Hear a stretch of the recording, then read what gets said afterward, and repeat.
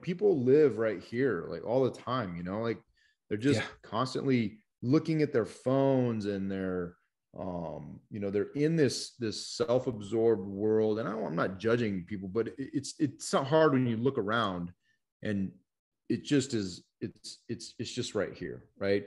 And how many likes I get, and me posting this, and the selfie in my face, and this and that and the other, or what's everybody else doing, and I'm comparing myself to them, instead of just like use this thing for its original intent. I think is a bigger challenge now than ever before. It's a telephone, it's a phone, it's a smartphone. Yeah. So, call somebody, reach out, create that rapport and those conversations. And I'll tell you, I feel much better. And I don't know, you won't admit it, but dude, when we talk, it's a lot different than when we text. Like, how much do you laugh when we text? Yeah. I mean, we send some pretty funny texts, but I'm not like laughing, right? I'm like, oh yeah, he's dumb. But when we talk, dude, have we ever had a conversation where we weren't at some point like like really laughing?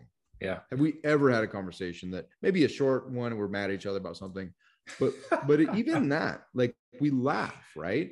Yeah. There's something to that. And I think you have to be intentional about this. And so you and I have really been looking at this hard, because I tell you, I've got a passion for community. I've got a heart, and it makes me sad when I look around and see a bunch of people who think they have friends because Facebook says you have 500 friends, and they really don't have anybody. They have nobody. And that to me it's not a judgment at all.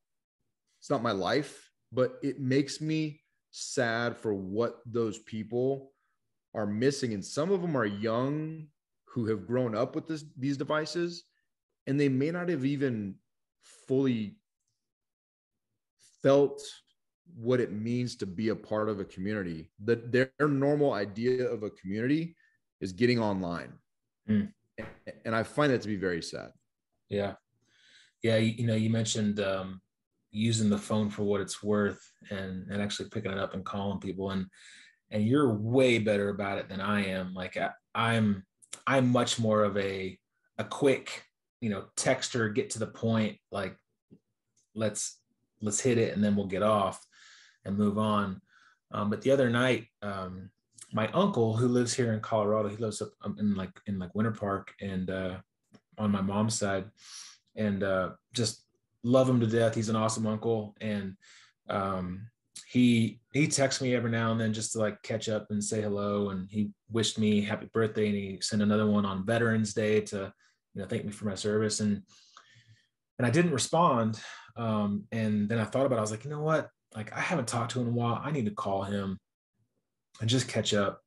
And it was a period like when I was home alone, kids were off, and I just gave him a call on the phone, and we had an hour conversation, and it was awesome. Like I just thoroughly enjoyed it. And we just talked about, we caught up on life, and, talked about shoulder surgery and skiing in Colorado and building houses and rehabbing houses. And like, it was awesome. And I felt like totally connected to him. And I was like incredibly, like, it brought me joy. Like I had joy after having an hour-long conversation with him.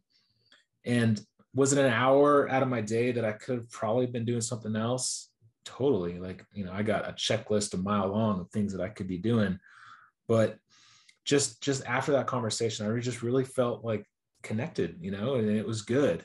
And I think I need to do more of that with close family members, with family members that I haven't, or friends that I haven't talked to in a while. And you're pretty good about it. Like you'll tell me like, yeah, I had this conversation with this guy the other day. And I'm like, really? It's like, yeah, I just decided to call him. I was like, oh, that's pretty cool. I don't do that. And I need to be better about it.